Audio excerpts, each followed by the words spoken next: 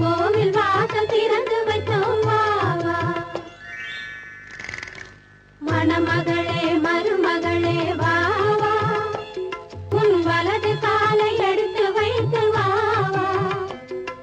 குணமிருக்கும் குலமகளே வா வா, தமிழ் கோவில் வாசல் திறந்து வைத்தோம் வா வா.